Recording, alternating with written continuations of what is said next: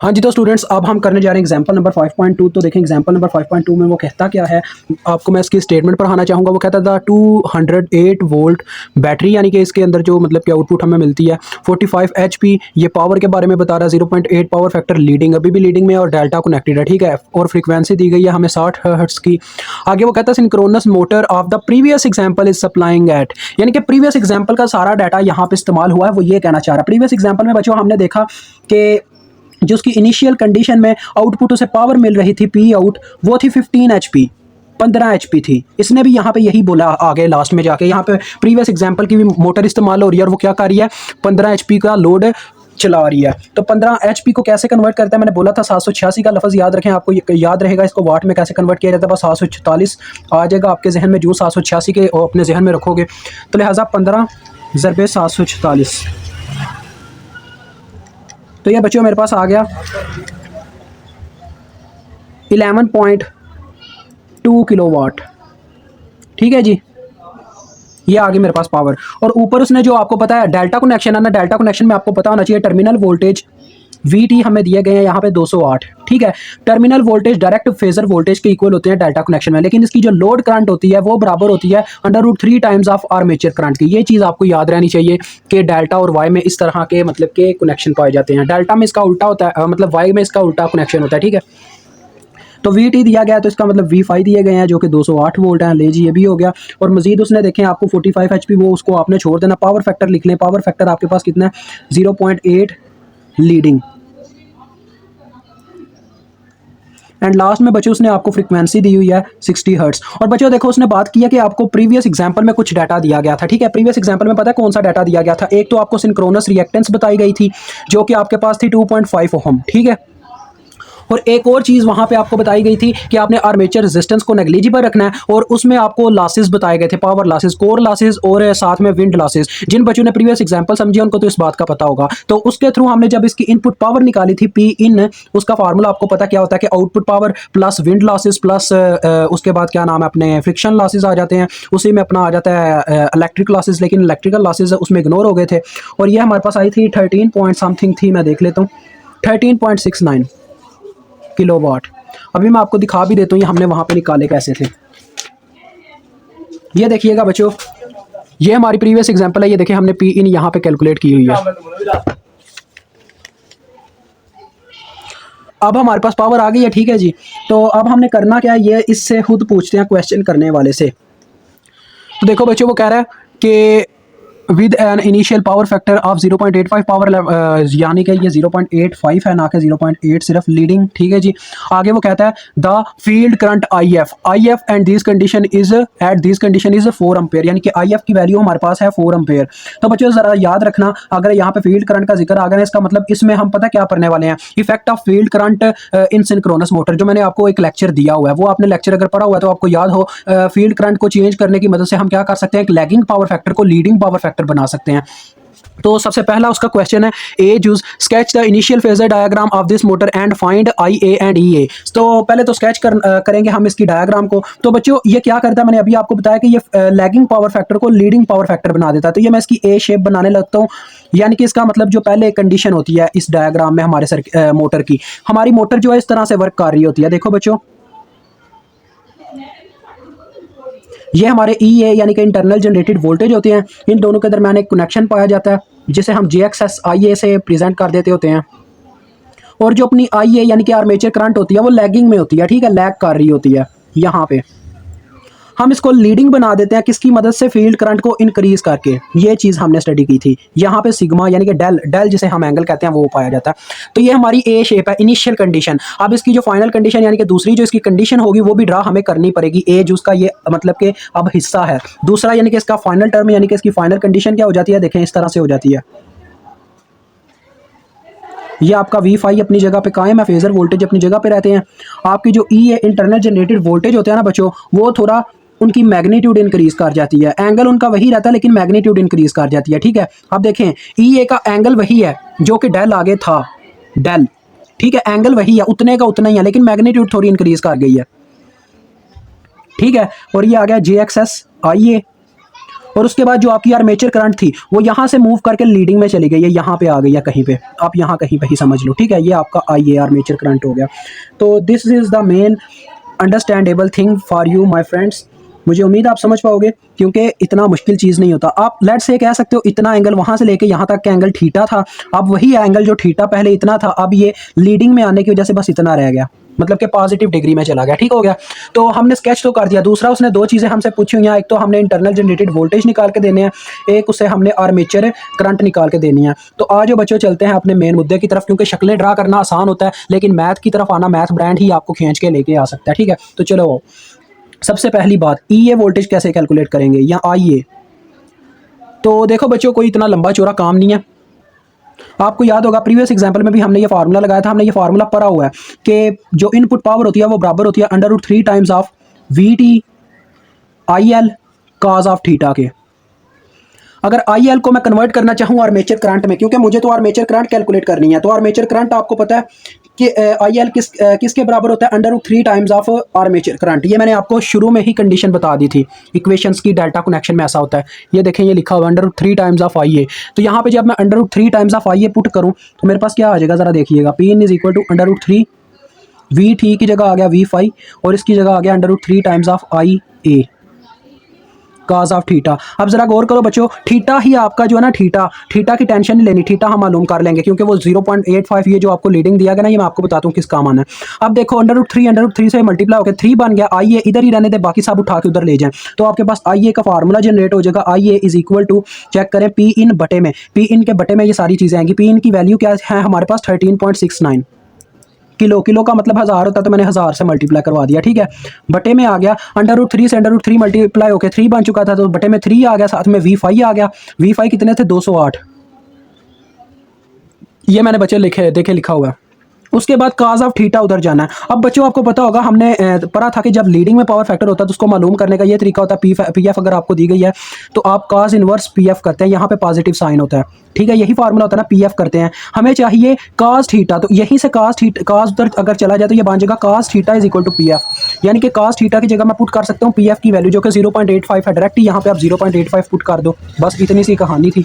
अब यहाँ से आपको आर्मेचर करंट का वैल्यू मिल जाएगा, इसको कैलकुलेटर पे पुट करोगे तो वो आता है बच्चों 25.8 एम्पेयर, ठीक है। अभी मुझे सिर्फ इसकी मैग्नीट्यूड मिली है, मुझे इसका एंगल भी चाहिए, मतलब कि मुझे इसको लिखना है फेजर फॉर्म में। तो फेजर फॉर्म में लिखने के लिए मुझे इसका एंगल चाहिए होगा। एंगल कैसे निकालते हैं, थीटा की मदद से, जैसे वहाँ पे हमने थीटा कैलकुलेट करना था, तो यहीं पे आप इसका फार्मूला लगा दो। देखो काज इनवर्स पी एफ की वैल्यू 0.8, इसको कैलकुलेटर पे पुट करो, कैलकुलेटर आपको एंगल निकाल के दे देगा। तो काज इनवर्स 0.85। अब देखो बच्चों, थीटा तो मेरे पास आ रहा है 31.8 डिग्री, ठीक है। तो लिहाजा बच्चों एंगल तो आ गया 31.8 डिग्री, ठीक है। अब जरा गौर करो, हमने आर्मेचर करंट के साथ एंगल किस फॉर्म में लगाना है, यानी कि माइनस में या प्लस में। अब जरा गौर कीजिएगा, ये पहले उसकी मैग्नीट्यूड आ गई 25.8 डिग्री, अब आगे हमने 25.8 एम्पेयर सॉरी, और साथ में इसका एंगल। अब देखो बच्चों, एंगल हमेशा ना इस तरह से आपने लगाना है कि जिस कंडीशन में आपको बताया गया, अगर वो लैगिंग कर रही है तो आप माइनस में लिखोगे, अगर वो लीड कर रही है तो आप प्लस में उसका एंगल लिखोगे, ठीक है। तो इनिशियल कंडीशन चेक करो, हमने जब डायग्राम ड्रा की थी तो इनिशियल कंडीशन में हमारी आर्मेचर करंट क्या कर रही है, लैग कर रही है। दैट्स वाई यहाँ पे एंगल माइनस में लिखा जाएगा, -31.8 डिग्री, समझे ये चीज मेरे अजीज। अगर वो लीड कर रही होती तो फिर तो हम इसको प्लस में पुट करते, लेकिन हमें क्या करना पड़ा, हमें माइनस में करना पड़ा, क्योंकि इनिशियल कंडीशन में हमारी आर्मेचर करंट जो है V5 से लैग कर रही है, मतलब किसका पावर फैक्टर लैगिंग में है। अब आ जाओ नेक्स्ट, EA को कैलकुलेट करना है। EA के लिए आपको पता है बच्चों, सिंपल सी हमारे पास एक वो क्या नाम था उसका यार, इक्वेशन थी V5 माइनस JXS आई ए, साथ में minus I A R A था, ठीक है, ये भी था। लेकिन आर ए जो है वो 0 है, क्योंकि नेग्लिजिबल कह दिया गया था एग्जाम्पल 1 में, तो उसने यही कहा है कि एग्जाम्पल 1 का ही डाटा आगे आपने इस्तेमाल करना है। दैट्स वाई हम उसको यहाँ पे इग्नोर कर देंगे, माइनस आर ए आई ए को, ठीक है। तो वैल्यूज पुट करो, देखो V5 की आपके पास 208 है और फेजर एंगल इसका 0 डिग्री है, ठीक है जी। और माइनस जे के साथ एक्सेस मल्टीप्लाई हुआ तो ये हो गया 2.5 जे, और साथ में आई ए की वैल्यू पुट कर दे जो कि 25.8 इंटू फेजर एंगल है -31.8 डिग्री। आप देखते हैं ओवरऑल क्या आंसर निकलता है ई ए का हमारे पास। तो बच्चों ये आंसर आता है 182 इंटू फेजर एंगल -17.5 डिग्री, ठीक है जी। तो ये आपके पास आ गए वोल्ट। अब ये ए जूस आपकी ओवरऑल सॉल्व्ड हो गई है। अब हम चलते हैं बी जूस की जानिब, ठीक है। बी जूस क्या करती है देखते हैं। अब है बी जूस, तो देखो बच्चों बीच उसमें वो कहता क्या है हमें, यहाँ पे जरा बुक के ऊपर आपने गौर करना है। वो देखो कह रहा है कि if the motor flux is increased by 25%, अगर आपका मोटर फ्लक्स इंक्रीज कर दिया गया 25%, तो आपने न्यू डायग्राम को स्केच करना है और ये भी बताना है कि ई ए और आई ए और power factor of the motor now, यानी कि अब वो कितने हैं, मतलब कि क्या वैल्यू है अब उनकी। देखो बच्चों जरा मेरी बात गौर से सुनना, उसने बोला कि फ्लक्स को 25% हमने बढ़ाना है, जबकि आप जानते हो कि ये इक्वेशन होती है E A is equal to के फाई ओमेगा। अगर फ्लक्स बढ़ेगा, फ्लक्स के बढ़ने से इंटरनल जनरेटेड वोल्टेज बढ़ेंगे, इंटरनल जनरेटेड वोल्टेज जब बढ़ते हैं यानी कि उनकी मैग्नीट्यूड बढ़ती है या कुछ भी बढ़ता है, तो उससे क्या होता है, अपनी आर्मेचर करंट भी लीडिंग के अंदर जाती है। दैट्स वाई यहाँ पे भी वही काम होने वाला है। तो आज हैं बी जूस के अंदर, लेकिन हमें वो पावर फैक्टर यानी कि हमें वो एंगल फाइंड आउट करना पड़ेगा कि कितने एंगल से अपनी जो करंट है वो लीड कर रही है। फिर आ जाओ बनाते हैं शेप। ये आ गया अपना V5 बच्चों, ये हमारे थे शुरू वाले ई ए वोल्टेज। ठीक है, आपने एक सतह चूज़ कर लेनी है। यहाँ पे आपने इस तरह से ना ये डॉटेड लगा दो ताकि आपका जो नेक्स्ट एरो है वो भी सेम जगह पे जाए, लेकिन वो चाहे अपनी जगह चेंज कर दे, उससे ये पता चलेगा कि एंगल सेम है, बस मैग्नीट्यूड चेंज हो रही है। ठीक है बच्चों, तो देखो उसने ये हमारे ई ए वोल्टेज हैं जो अभी अभी हमने क्या किया, अभी हमने फ्लक्स में इंक्रीज नहीं लाया, जो ही हमने फ्लक्स को इंक्रीज किया ई ए वोल्टेज की मैग्नीट्यूड बढ़ गई। मैग्नीट्यूड बढ़ने से क्या मुराद है, उनका एंगल सेम रहा, लेकिन मैग्नीट्यूड मतलब कि लेंथ बढ़ने से मुराद है उसकी वैल्यू बढ़ गई, जिसे हम बोलेंगे ई ए प्राइम। जब वैल्यू बढ़ी तो पहले तो हमारे पास था यहाँ पे I A voltage, sorry I A current, armature current, लेकिन जो ही ई ए की मैग्नीट्यूड बढ़ी तो यही चीज़ हमने पढ़ी है, जब ई ए अपनी मतलब के वैल्यू बढ़ाता है तो आई ए आर्मेचर करंट लैगिंग से लीडिंग में चली जाती है। तो ये आ गई यहाँ पे लीडिंग में आई ए प्राइम। ठीक हो गया बच्चों। अब इनके यहाँ पे देखें V5 तो हम जानते हैं कितने हैं, ये 208 और इनका एंगल तो 0 डिग्री है, लेकिन हमें इनके बारे में अभी कोई मालूमात नहीं है। इसके बारे में थोड़ी बहुत मालूमात है, ये कितना अभी अभी हमने कैलकुलेट किया 182 इंटू फेजर एंगल -17.5 डिग्री।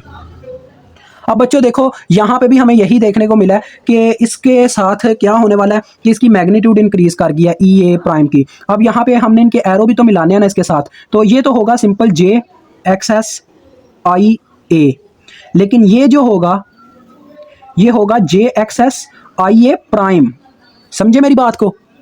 तो आज अब हम देखते हैं क्या इनका चक्कर है, कैसे हमने इसको सॉल्व करना है। उसने हमें दो चीज़ें मालूम करने को कहा, एक उसने कहा नहीं तीन चीज़ें, एक पावर फैक्टर, एक ई ए और एक आई ए आर्मेचर करंट। तो चलो यार कोई मसला नहीं है, इंशाल्लाह अल्लाह ने अगर हमारी मदद की तो हम ये भी कर लेंगे। ठीक है, तो सबसे पहले उसने बोला फ्लक्स 25% इंक्रीज हुआ। अगर बच्चों फ्लक्स 25% इंक्रीज हुआ तो ई ए भी 25% इंक्रीज हुआ। अब कुछ बच्चे ये चीज़ समझ नहीं पाते इंक्रीज करने से क्या मतलब होता है, यानी मैं तो 1.25 से ज़रब दे दूंगा लेकिन बच्चे समझ नहीं पाएंगे। देखो बच्चों आगे हमारी वैल्यू थी 100%, ठीक है, उसमें 25% इंक्रीज करने का मतलब है मतलब कि हमने प्लस 25% कर दिया पहले वाली वैल्यू में, तो ये बन गया 125%। ठीक है, 125% हमने फीसद को खत्म करना है, हमने सिंपल बात करनी है, परसेंटेज में बात नहीं करनी। तो लिहाजा इसको हम 100 से तकसीम कर देंगे जिससे ये परसेंटेज खत्म हो जाएगा। ऐसे होता है 100 से जो मैंने तकसीम किया बटे में भी परसेंटेज आया, परसेंटेज से काट गया और ये बन गया 1.25।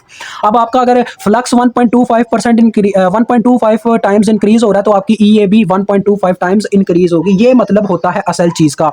तो आप देखो हम करेंगे क्या, E A2 is equal to, आप इसको E A1 अब कह दें, ठीक है जी, क्योंकि ये एक नई चीज़ हो गई अब E A1। अगर वैसे मैं इसको E A2 आप इसको कह लो is equal to E A2, यानी कि E A प्राइम भी इसे कहा जा सकता है, एक अलग चीज़ है ना। तो ये बराबर है 1.25 टाइम्स ऑफ E A1। ठीक है, क्योंकि E A1 में हमारा नॉर्मल फ्लक्स 100% पर था, लेकिन E A2 में हमने फ्लक्स में 25% का इंक्रीज लिया है। और मैंने आपको बताया था फ्लक्स में कैसे इंक्रीज आता है, जब हम फील्ड करंट को बढ़ाते हैं, यानी कि फील्ड रेजिस्टेंस में छेड़छाड़ करते हैं। तो लिहाजा 1.25 सिर्फ आपने बच्चों इसके ना मैग्नीट्यूड से ज़रब देनी है। मैग्नीट्यूड इसका कितना था 182, 182 को 1.25 से ज़रब दो, 182 मल्टीप्लाई बाय 1.25, तो ये बच्चों आ गई 227.5। अब बात आती है इसके एंगल की। एंगल कैसे मालूम किया जाएगा, एंगल हम मालूम कर लेंगे, उसकी टेंशन ना लो, एंगल मालूम करना कोई इतना मुश्किल काम नहीं है। अब बच्चों ये चीज़ याद रखना, ये असूल होता है, जैसा कि हम जानते हैं ई ए साइन डेल के बारे में, ये चीज़ आपको पता होनी चाहिए। ये हमने पढ़ा ना आगे पीछे कि आई ए कॉस थीटा बराबर होता है, ये हमने चीज़ पढ़ी थी, आई ए कॉस थीटा बराबर होता है E A sine del over X S के। ठीक है, तो अगर मैं ऐसे बोलूं कि आई ए यानी कि पहले आई ए था अब हो गया आई ए प्राइम, लेकिन हम बात ले गए 1-2 में, तो आप इस तरह समझ लो IA1 बराबर था E A1 साइन डेल 1, क्योंकि इसका अपना एक एंगल था, और इसी तरह से IA2 कॉस थीटा, थीटा 1 कहना चाहिए इसे और थीटा 2 इसे कहना चाहिए, ये बराबर है EA2 sine del 2 over x के। तो हम इन दोनों करंट्स को आपस में क्या नाम है, बराबर नहीं रख सकते। बराबर रखेंगे तो क्या होगा जी, हमारे पास कुछ इस तरह से है, ये हम करते भी रहे हैं कि IA1 cos theta 1 is equal to IA2 cos theta 2। ये इसका पीछे का सारा मतलब कि बच्चों वो प्रूफ है जिसके नतीजे में हमें ये देखने को मिलता है जो अभी मैं लिखने वाला हूँ। हमारे पास आ जाएगा EA1 sine del 1 is equal to EA2 sine del 2। देखो असल में हुआ क्या, एक्सएस बच्चों, एक्सएस की आपको पता है रिएक्टेंस तो सेम है, रिएक्टेंस वही है 2.5 2.5 से बटे बटे में काट गया और पीछे यही चीज़ रहेगी जो मैं यहाँ पे लिख रहा हूँ। ठीक है, अब हमने डेल 2 को मालूम करना है क्योंकि डेल 1 हमें पता है। डेल 1 कौन सा एंगल है जो हमारे पास पहले मौजूद था लीडिंग में, यानी ये वाले एंगल की बात कर रहा हूँ जो EA1 के साथ एंगल है ना, ये डेल 1 है। समझ रहे हो ना मेरी बात को, ये ना हो के बाद में कहो कि सारा आपको पता ही नहीं था डेल 1 का। अब ये देखो यहाँ पे साइन डेल 2 इधर ही रह गया और EA2 EA1 के बटे में चला गया। देखो EA1 इधर था, EA2 उसके बटे में चला गया और साथ में आ गया साइन डेल 1। तो अब देखो बच्चों क्या होगा, साइन उधर जाके इन्वर्स हो जाएगा। ठीक है, अब जैसा कि आप जानते हैं EA की ये फॉर्म होती है। ठीक है, यानी कि पहले उसकी मैग्नीट्यूड फिर उसका वो एंगल, तो लिहाजा डेल 1 हमने पहले से मालूम कर रखा हुआ है जो कि -17.5 डिग्री है जैसे कि मैंने आपको बताया। तो फिर क्या होगा जी, डेल 2 हम मालूम करना चाहेंगे तो ये हो जाएगा इस तरफ जाके sine inverse into values. EA1 की क्या वैल्यू है हमारे पास जी 182। EA2 हमने अभी निकाली इसकी मैग्नीट्यूड जो कि 227.5 है और आ जाएगा साइन इंटू डेल 1 का एंगल जो कि -17.5 था। ठीक है जी, ये सारा आपके पास आ गया। अब आप इसको ओवरऑल जब हल करोगे तो आपके पास इसकी वैल्यू आ जाएगी अपने पास डेल 2 की। कितनी वैल्यू आती है जी डेल 2 की हमारे पास, -13.9 डिग्री।